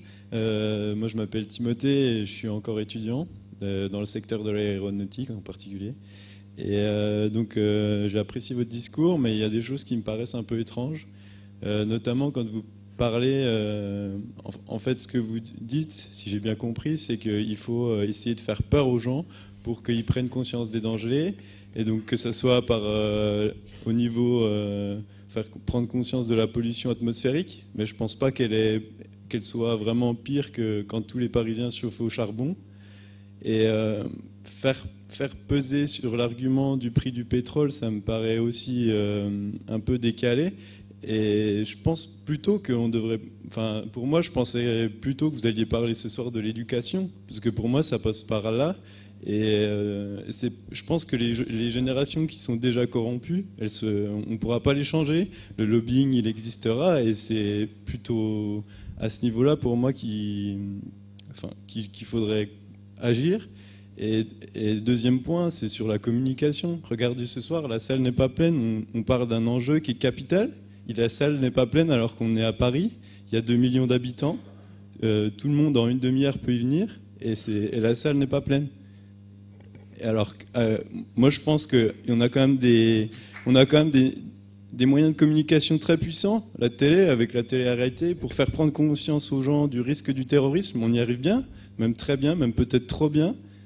Mais par contre, il y a des enjeux où on n'a pas envie d'en parler. Et moi, je ne comprends pas. Et je ne sais pas si vous avez des réponses, sûrement pas. Mais merci pour votre réponse. Ouais. Alors, bon, évidemment, on n'a pas pu parler de tout. Bien sûr que j'imagine vous partagez cette remarque. L'éducation est quelque chose d'essentiel. Et d'ailleurs, on le voit, hein, il y a quand même beaucoup de programmes maintenant, ne serait-ce qu'au niveau français, où on sensibilise... Oui, mais le problème, c'est les ordres de grandeur. Comme disait monsieur, dans 3 ans, ou dans 5 ans, ou dans 10 ans, on a 450 ppm. On n'a pas une génération devant nous pour agir. Donc c'est bien les gens existants, les vieux, tout le monde, sur lequel il faut changer ses comportements. Et on arrive sur la phrase de Machiavel. Comment on fait pour faire changer les comportements des gens ? Maintenant, nous, là, je ne sais pas quel Moyen Âge, mais bref, on ne va pas attendre. Donc, il faut évidemment former des jeunes, bien sûr, mais l'enjeu n'est pas là. L'enjeu, c'est de faire changer des gens tels qu'ils sont là, tels qu'ils vivent, tels qu'ils consomment, tels qu'ils font leur relation avec les loisirs, leur relation avec l'alimentation. C'est tout ça qu'il faut changer quelque part. Et de mon point de vue, mon observation, c'est que ça ne marche pas. On parle ça fait 20 ans qu'on parle du climat, voire plus. Globalement, ça n'a pas changé. Il n'y a pas de prix. Les gens le savent, mais ils l'ignorent, globalement. Donc, l'aspect un peu catastrophisme que j'évoquais, c'était, je reprends encore la phrase de Machiavel, pour que les gens savent maintenant qu'il faut changer, pour donner un signal là-dessus, que si on ne fait rien, dans ce cas-là, ça va être pire. Et donc, il faut qu'ils anticipent un avenir futur. Donc, c'est juste un moyen pour ne pas... Parce qu'on ne peut pas attendre une génération, hélas. Merci. Mais enfin, si je peux me permettre, on a déjà perdu une génération, oui, et on continue, oui, sur le même rythme. Donc mais c'est pour ça qu'il faut changer. Exactement. C'est pour ça que ce que je défends, c'est qu'il faut changer une approche. On sait que si on parle du changement climatique, c'est trop lointain, c'est trop abstrait pour plein de bonnes raisons, et qu'il faut donc changer un peu les approches, apprendre des approches un peu décalées. Les Anglais ont pris le picole, etc. Et puis il y en a d'autres. Mais en tout cas, il faut effectivement qu'on change la manière d'aborder les choses. Sinon, ça va continuer. Et puis, puis il y aura des échecs à chaque conférence sur le climat. Et puis rien n'avancera.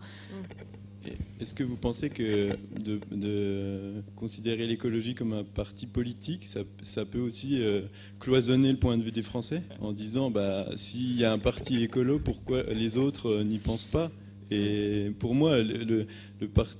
Enfin, on ne devrait pas porter au point de vue politique. Mais je ne sais pas si c'est ce que vous en pensez. Merci. Oui. En dehors de l'existence d'un parti écologiste, le cloisonnement de la question climatique est un problème. La notion même d'environnement est un problème. C'est-à-dire l'idée que c'est un truc périphérique qui entoure et entretient une confusion absolue sur le sujet de cette discussion, qui est en réalité de changer le système tel qu'il est. Il ne s'agit pas de faire des trucs environnement et périphériquement on va changer. Non, il faut penser différemment la mobilité, l'habitat, les villes, le transport, etc. Donc c'est pas que l'existence du parti écologiste, c'est le problème du cloisonnement, il traverse en fait toute notre société. Et ça, effectivement, c'est dramatique. Et le cloisonnement, par exemple, des questions climatiques, le fait qu'on puisse avoir des gouvernements qui à la fois ont des politiques climatiques, qu'elles soient hyper insuffisantes, ok, mais disons qu'au moins il y a une tentative de politique climatique, et qu'en même temps on va avoir une politique industrielle et d'aménagement du territoire, par exemple, qui est complètement contradictoire avec le b.a.-ba des politiques climatiques, c'est dramatique. Et encore une fois, ça dépasse l'existence purement du parti écologiste. Moi, j'ai juste peut-être deux petites réponses ou réactions aux deux interventions de la salle. Sur la question de, il n'y a pas beaucoup de monde ici ce soir. Bah, en même temps, voilà, il y a quand même, je sais pas, une cinquantaine de personnes. Moi, ça me paraît tout à fait honnête. Et il y a des réunions tout le temps, en fait. Effectivement, là, mais il y a des réunions tout le temps. Genre, ce soir, en ce moment, là, en même temps qu'on est là, il y a une réunion climat activiste à Belleville. Lundi soir, il y avait un débat à Tolbiac avec Naomi Klein autour de son bouquin. Il y avait 700 personnes. Le lendemain, toujours Naomi Klein à Paris 8, il y avait 450 personnes. Donc, voilà, il y a quand même, voilà, c'est insuffisant, je suis d'accord, mais enfin, voilà, il y a quand même. Enfin, moi, je suis aussi frappée par le fait qu'il y a du monde aux réunions climat et qu'il y a plein de débats climat un peu partout, et heureusement pas qu'à Paris. Et le dernier truc, moi, je suis sur la remarque de monsieur sur le TGV. Je trouve le TGV est une question passionnante. Et pour deux choses, parce que vous avez raison, le bilan carbone du TGV par rapport à la voiture, par rapport à un car, est excellent dans la mesure où il émet très peu de CO2 puisqu'il est mu par l'électricité nucléaire en France. Donc il y a un bilan carbone bien meilleur qu'une électricité au charbon. Vous avez raison. Sauf que il faut, à mon avis, pas s'arrêter simplement à l'utilisation du TGV. Quand on regarde aujourd'hui les chantiers de lignes à grande vitesse, l'emprise de ces chantiers sur les hectares, la destruction de centaines d'hectares qui sont potentiellement en route du fait des chantiers de lignes à grande vitesse, là, d'un coup, le bilan, il est quand même beaucoup moins positif. Et c'est un peu ça aussi la démarche, c'est regarder tout un système différemment. Par ailleurs, quand on regarde le prix des billets de TGV, qui est quand même un train extrêmement cher, qui est rédhibitoire à bien des fois et à bien des écarts, et qui fait que beaucoup de gens continuent à prendre leur voiture pour des trajets sur lesquels ils pourraient prendre le train. Ça leur coûte tellement moins cher de prendre la voiture que de prendre le TGV qu'on a un outil qui pourrait être mis à profit pour réduire énormément les émissions de CO2 dans les transports et en fait qui ne joue pas son rôle parce qu'il y a plein de tarifications, donc il y a des moments il y a des billets moins chers, etc. Je suis d'accord, mais globalement c'est un train très cher. Et donc on a effectivement un outil qui est laissé en jachère par rapport à ce qu'il pourrait offrir, mais avec la limite que je disais sur l'artificialisation des chantiers de LGV. Je réponds, le covoiturage, très bonne formule, et j'interdirais, moi, les vols court courrier en France. Oui, tout à fait. Parce que le court courrier, c'est 160 grammes. Hyper d'accord. Et il y a toujours un TGV. Voilà, c'est tout. Et le train, c'est le véhicule idéal. Le train, la résistance au roulement d'un train, c'est le millième du poids. C'est l'idéal souvent physique. Freddy Vinet. Oui, juste une chose, et moi je suis tout à fait d'accord, les questions environnementales sont traitées comme marginales, comme environnement, c'est l'environnement, c'est le tour. Et je vais vous raconter juste une anecdote très courte. Il y a quelques années, on discutait du schéma régional d'aménagement du territoire, le SRAT, dans la région Languedoc-Roussillon. Donc il y avait 2 jours de réflexion avec des groupes d'experts, des acteurs du territoire, etc. C'était jeudi et vendredi. Et l'animateur des débats commence le jeudi matin. Nous allons parler d'abord des transports, ensuite du développement économique cet après-midi, et puis nous terminerons tranquillement vendredi après-midi avec les questions environnementales. Alors, de 5 à 6. Voilà, de 5 à 6, tranquillement avec un café. Alors ça n'a pas plu à certains qui sont montés au créneau, qui ont dit non, les questions environnementales, on commence par ça, il faut commencer par ça, c'est fondamental, il y a la question de l'eau, des déchets, etc. Il faut commencer par les questions environnementales. Donc, bon, devant le tollé, on a commencé par les questions environnementales et on y est resté plus d'une journée. Parce que, évidemment, qui ait plus d'activité économique que les gens et du travail, on est d'accord, les gens du travail. Mais comment et à quel coût environnemental et qu'est-ce qu'on fait des déchets, qu'est-ce qu'on fait de l'eau et comment on s'adapte à la montée du niveau de la mer, etc. Donc ce sont des questions centrales finalement. Oui, madame.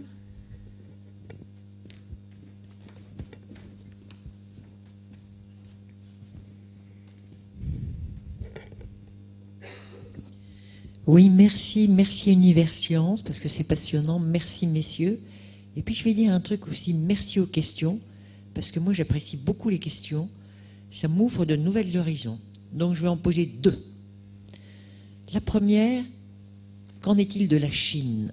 Parce que nous, si vous voulez, c'est bien tout ce qu'on fait, mais je crois que par rapport à la Chine, on est infinitésimal.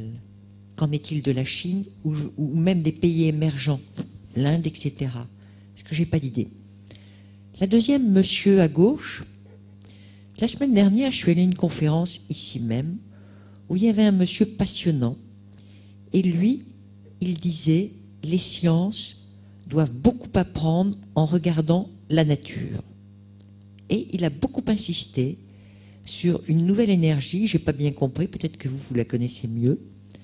À propos d'un arbre, il a dit, il faut regarder les arbres, l'électrolyse pendant la nuit, etc., etc. Mais il pensait être très optimiste sur cette nouvelle énergie. Qu'en pensez-vous? Parce que, oui, la photosynthèse, c'est ça, monsieur, la photosynthèse. Et donc, quand vous parlez du pétrole, etc., je pense que vous restez un peu bloqué. Je pense qu'on va évoluer, je l'espère rapidement, sur les nouvelles énergies. Merci. Vous voulez répondre? Alors, la Chine et les pays émergents. Donc, Chine, Inde, Brésil, Afrique du Sud. Qui veut répondre? Oui. La Chine consomme, effectivement, c'est un monstre au niveau consommation énergétique. Je ne sais plus quel pourcentage, mais l'essentiel de l'énergie qu'elle consomme, c'est pour nous. Oui. Ah ben si, ça, c'est fait en Chine. C'est fait de l'énergie chinoise. Des émissions de... Non, mais ce que je veux dire par là, excusez-moi.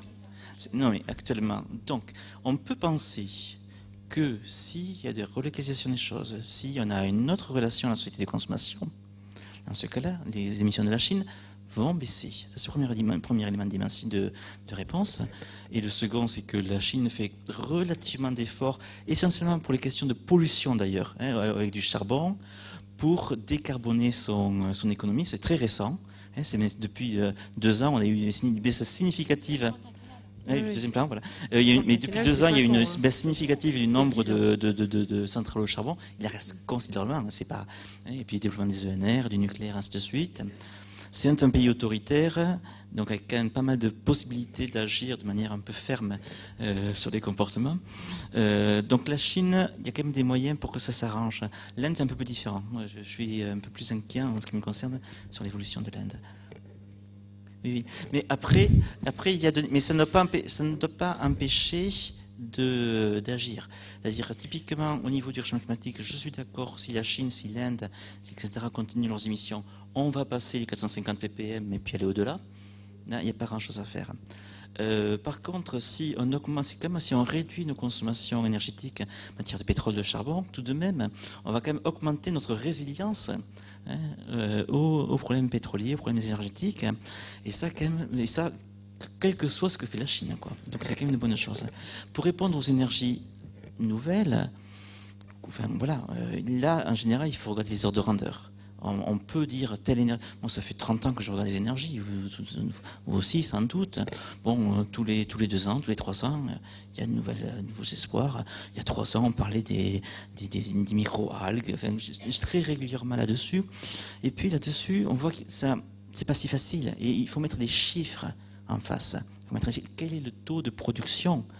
Il y a une valeur qui est importante, c'est le retour énergétique. C'est-à-dire, quelle énergie faut-il mettre pour partir des algues ou pour faire de la photosynthèse, quoi que ce soit, pour planter, pour filtrer, pour alimenter, mettre du CO2, et par rapport à l'énergie qu'on va extraire. Et ça, c'est un frein extrêmement fort, parce qu'on voit globalement que ce ratio diminue, et on n'a rien trouvé qui était équivalent au pétrole. Du pétrole qui est avec un retour énergétique absolument fantastique, puisqu'avec un coup dans le sol, on fait sortir du pétrole globalement avec des quantités énergétiques. Ouais. Donc, Jade Lingard, sur la Chine peut-être et l'Inde. Oui, je veux pas monopoliser la parole, mais la Chine, quand même, il faut avoir en tête que la Chine met en place des politiques climatiques et énergétiques beaucoup plus contraignantes que les nôtres. Oui, absolument. Ah, oui. En termes de, par exemple, sur la réglementation qu'ils ont mis en place sur les émissions des centrales à charbon, l'interdiction je prends un exemple, j'ai redit tout à l'heure, mais par exemple, ils ont interdit la circulation à Pékin des motos à essence. Enfin, c'est un exemple, c'est pas ça la solution. Mais ce que je dis, c'est qu'eux, ils prennent des mesures vraiment ultra contraignantes. Les plans quinquennaux, les 2 derniers, et dedans des mesures d'économie d'énergie, d'efficacité énergétique, de réduction des pollutions, qui sont beaucoup plus contraignantes que ce que nous, on met en place en France. Donc ça n'empêche pas qu'à côté, c'est quand même le pays le plus émetteur de gaz à effet de serre, qui continue à consommer de plus en plus d'énergie, et donc que ce n'est pas réglé en un clin d'œil. Je ne dis pas ça. Mais c'est une double réalité.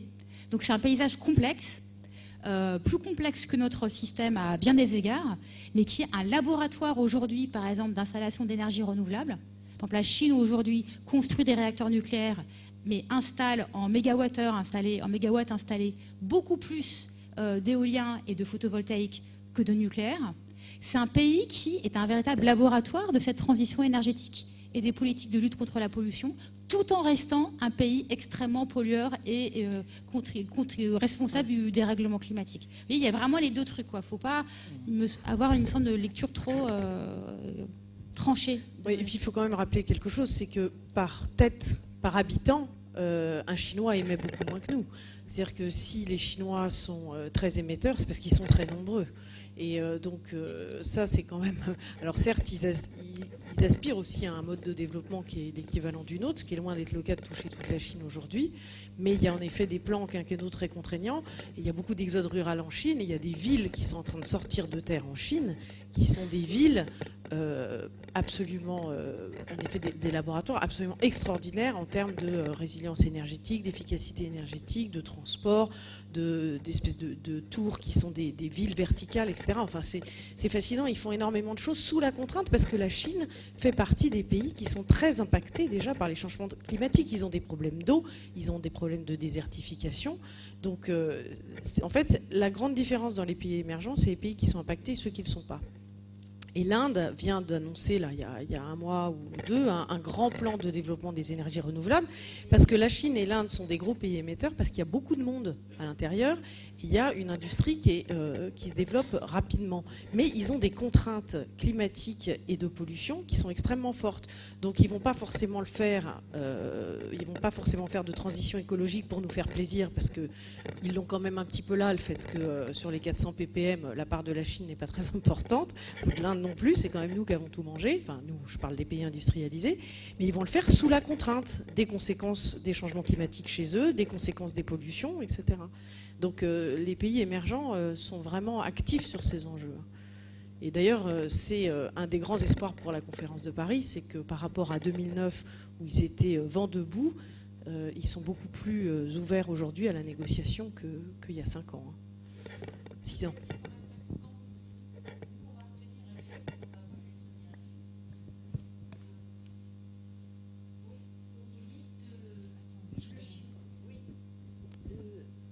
Honnêtement, vous dites des choses passionnantes, mais j'aimerais revenir sur quand même un de vos chiffres, capital. Vous dites, ben regardez, un Chinois émet moins qu'un Français. Bien sûr, tellement plus pauvre. Il n'y a pas d'industrie, c'est pour ça. Mais en réalité, si on constatait un Chinois impliqué, si vous voulez, dans la production, etc., et la consommation, c'est-à-dire les 10% des Chinois, peut-être que ça serait 2 ou 3 fois plus. Il faut se méfier des chiffres, madame. Je n'ai pas donné de chiffres, j'ai juste dit un Chinois émet moins que nous. Oui, en mais moyenne. surtout, ne reconnaissez pas ces chiffres, parce que ça ne veut rien dire, ils sont tellement pauvres. Si vous voulez, il y a 10% de la population très riche et les autres, attendez, ils vivent avec rien. Donc il ne faut pas garder ce chiffre en mémoire, madame. Je n'ai pas donné de chiffres. Mais... madame ?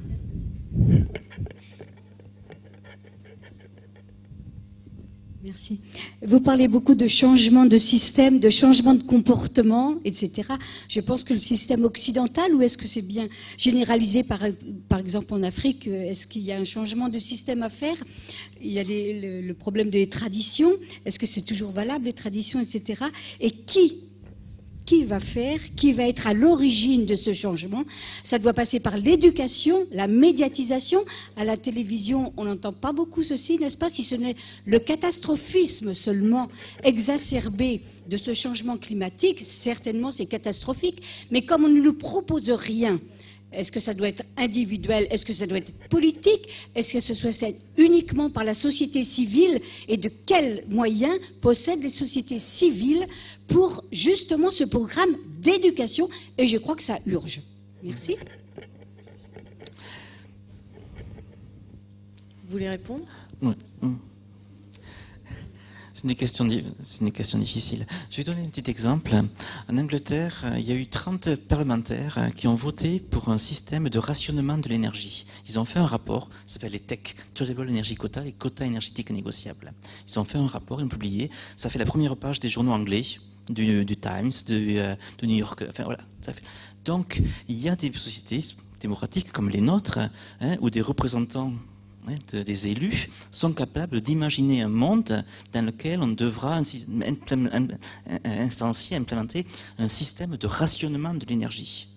C'est tout à fait démocratique, ça peut se voter, on peut le faire ici, il suffit d'avoir 51% des voix dans l'Assemblée, et on a un système là-dessus. Donc, quelque part, un système de... Et donc, c'est intéressant parce qu'en France, on parle plus de la carte carbone. Donc, ce qui est même un système de rationnement du carbone. Et les Anglais ont switché pour un système de rationnement de l'énergie qui a deux intérêts. D'une part, ça permet de réduire les gaz à effet de serre. On fait un plan de descente énergétique qui correspond au plan de descente de CO2 que l'on veut, d'une part. Également, ça permet, en cas de grosse tension sur le pétrole, d'assurer que à peu près tout le monde a la quantité minimale pour vivre, comme un système de rationnement pendant la guerre. Donc il y a ces deux dimensions là-dessus. Donc ce que je veux dire par là, c'est que par la prise de conscience des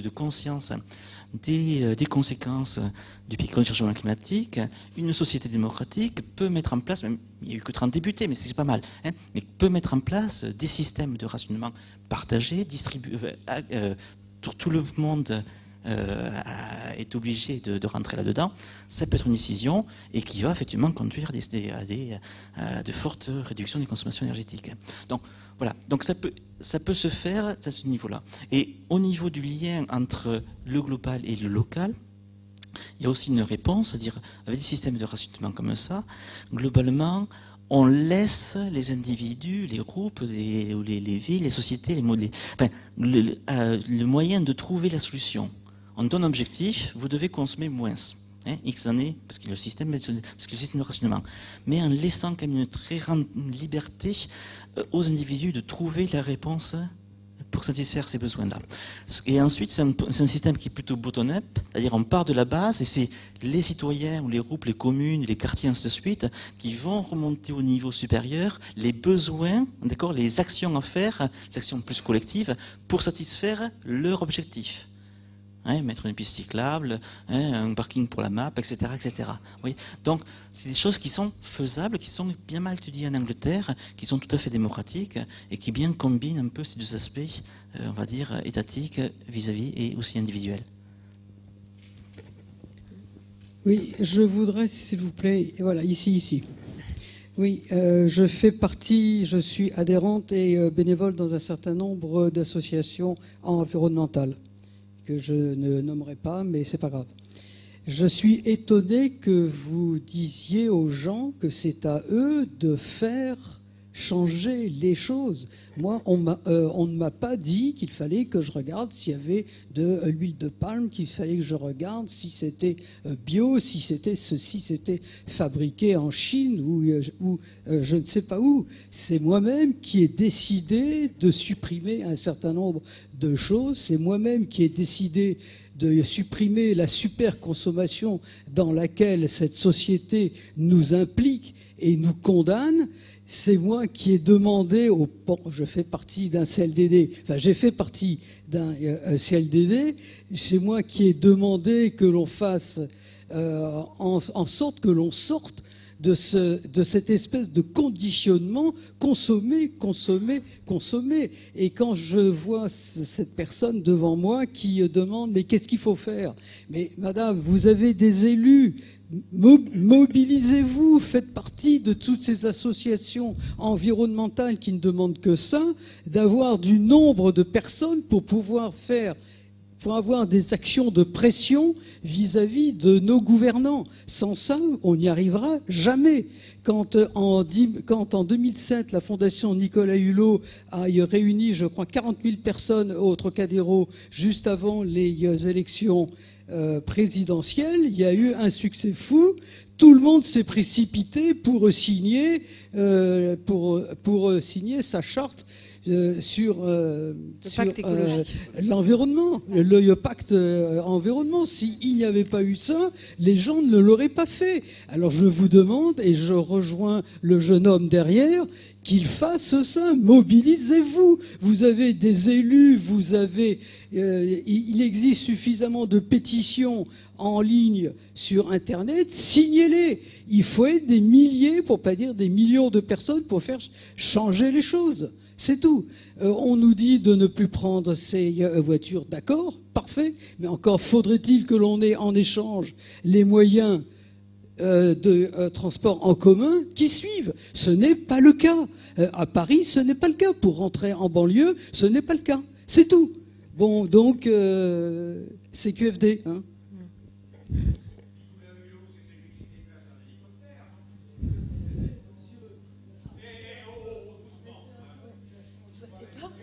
On se calme. Ouais. On arrive un petit peu à la fin de la conférence, mais allez-y, attendez, il y a un monsieur qui avait levé la main, puis on vous donnera la parole après. Oui, mon métier, c'est d'être historien, moi j'essaye de l'être. Et je voudrais d'abord donner une petite précision. La Chine, effectivement, essaye de rattraper son retard. C'est le premier émetteur de GES. Hein. Elle a émis en 2013 10 milliards de tonnes de GES. C'est le premier rang. Et elle se met seulement maintenant à un changement de politique qui sera extrêmement difficile. Hein. La Chine produit 3,5 milliards de tonnes de charbon et elle en importe à peu près 500 millions en plus. Tout le système est construit sur le charbon. En Chine, il n'y a presque plus de pétrole depuis très longtemps. Alors, maintenant, mes deux questions. D'abord, je voudrais dire que je suis très heureux de ce débat parce que ce que vous avez apporté est très, très, très intéressant, notamment ce qui concerne le changement anthropologique que vous avez évoqué tout à l'heure. Moi, je voudrais vous poser deux questions. La question des échéances. Que pensez-vous de ce chiffre qui circule? Alors, je ne sais pas s'il émane du GIEC ou d'un autre organisme, selon lequel l'humanité a déjà émis les 2/3, n'est-ce pas, de la quantité de GES et qu'il ne lui reste plus qu'un tiers à émettre si elle veut remplir son programme de limitation à 2 degrés du réchauffement moyen de la planète. Je ne sais pas si j'ai été clair. Si, mais c'est le GIEC qui le dit. Alors, ça, c'est la première question. Est-ce que c'est un peu une évaluation floue, comme il en circule énormément, ou est-ce que c'est une évaluation sérieuse? Ce qui signifierait, si elle est sérieuse, que nous avons devant nous à peu près 25 ans. 25 ans, 30 ans peut-être. La dernière question, la seconde, est la suivante. Il n'y a jamais eu, jusqu'à présent, dans l'histoire de l'humanité, de changement de système énergétique, donc émetteur de GES. Les GES sont produits de l'émission par les hommes d'énergie sous des formes diverses, et toute énergie vient du soleil, et ils arrivent à en capter un petit peu, et en plaisantant bien entendu, et en l'utilisant, ils émettent des GES. Bon, depuis toujours. Alors, nous avons devant nous une échéance qui est très proche. Sommes-nous capables de la remplir? Et deuxièmement, est-ce que vous pensez que, comme dans le passé, tous les changements de système énergétique ont supposé un changement d'appropriation sociale des sources de l'énergie? Or, les questions telles que vous les avez posées n'est pas une critique, parce que je pense que vous les posez aussi, vous la posez, celle que j'essaie de formuler. Est-ce qu'on peut concevoir que tous les changements que vous avez évoqués se produisent, tous les changements de comportement, de culture sociologique, puisse avoir lieu sans un changement d'appropriation sociale des sources d'énergie. Qui veut répondre? Je peux commencer et je passe après le micro à vous deux. Moi, c'est évident quand je dis qu'il faut changer de système. Vous précisez, vous me permettez de préciser, vous parlez d'appropriation sociale. Oui, évidemment. C'est-à-dire que il y a un livre très intéressant d'un historien américain qui s'appelle Timothy Mitchell. Et son livre, en anglais, s'appelle Carbon Democracy. Et je crois qu'en français, ils ont gardé le titre anglais, il me semble. Donc, qui est une histoire politique du pétrole. Il est traduit en français, mais je crois que le titre est resté en anglais. Hein, c'est ça, voilà, Carbon Democracy à la découverte, je crois. Et qui est une histoire politique du pétrole. Enfin, c'est une histoire du pétrole comme produit de système politique. Et ça, c'est déterminant, il me semble, dans le mouvement vers la transition écologique, le mouvement vers des sociétés plus sobres en énergie. Ça passe par la décentralisation, ça passe par la relocalisation, ça passe par le fait qu'on n'a plus, c'est ni le tout marché, ni le tout État qui planifie tout et qui décide combien de centrales, à quel endroit, par rapport à quelle demande, mais que ça passe par un système de réappropriation, par des collectivités, des communes, parfois même des quartiers. On a l'exemple en Allemagne aujourd'hui dans la transition énergétique de Länder qui se sont réappropriés leur réseau de distribution d'eau, d'énergie et qui... Oui, mais je ne dis pas contre les salariés. Mais je pense à cet exemple-là parce que je trouve qu'il est massif. Il est massif, c'est comment ces lenders, en se réappropriant l'usage, la gestion de ces réseaux, ils se sont du coup fixés des objectifs de 100% d'énergie renouvelable. Ce n'est pas un modèle, c'est un exemple. Mais un exemple de lien vraiment direct entre qui possède la décision sur un système énergétique ou d'eau, et comment ça permet de se redonner du pouvoir de décision sur le modèle énergétique que ça représente. Donc oui, pour moi, c'est majeur. Et donc effectivement, aussi par les salariés, des formes d'autogestion, de scope, etc. C'est une question... Enfin, le lien est évident, certain, et en plus... Encore une fois, c'est aussi une perspective d'émancipation. Quand on parlait de perspective émancipatrice tout à l'heure, ça en fait partie, ce mouvement-là et ces redistributions-là de pouvoir. Ce n'est pas que des économies d'énergie, c'est des redistributions sociales et des redistributions de pouvoir. Là, on n'a pas le temps de les détailler, mais c'est évident que enfin, pour moi, c'est un enjeu énorme. Et sur l'histoire des 2 tiers, 1 tiers d'émissions, oui, c'est ce qu'on appelle le gâteau carbone. C'est-à-dire que ça, c'est ce qu'on disait tout à l'heure. Il y a plusieurs personnes qui ont évoqué l'histoire des 400 ppm, 450 ppm, les ppm, les parties par million de CO2 dans l'atmosphère. Effectivement, le GIEC, enfin les scientifiques, ont mesuré que si on dépasse 450 ppm, les changements risquent d'être irréversibles. Aujourd'hui, on est à 400 ppm. Il y a même des personnes qui disent qu'il fallait rester à 350. Il y a un article qui est sorti en début d'année, Science ou Nature, je ne me souviens plus, qui a essayé de quantifier la quantité d'énergie fossile encore dans la Terre, pétrole, charbon, gaz, et qui ont pour chacune de ces énergies mesuré à peu près ce qu'il fallait laisser dans le sol pour ne pas dépasser l'augmentation de 2 degrés. Et effectivement, il me semble que c'est 2 tiers pour le pétrole, la moitié pour le gaz, et je ne me souviens plus pour le charbon du rapport. Mais donc, c'est tout à fait cet ordre d'idée-là. Oui, sur les aspects éducation, moi je suis évidemment tout à fait d'accord avec ce que vous faites, avec ce que vous dites. On fait ce qu'on a appris à faire.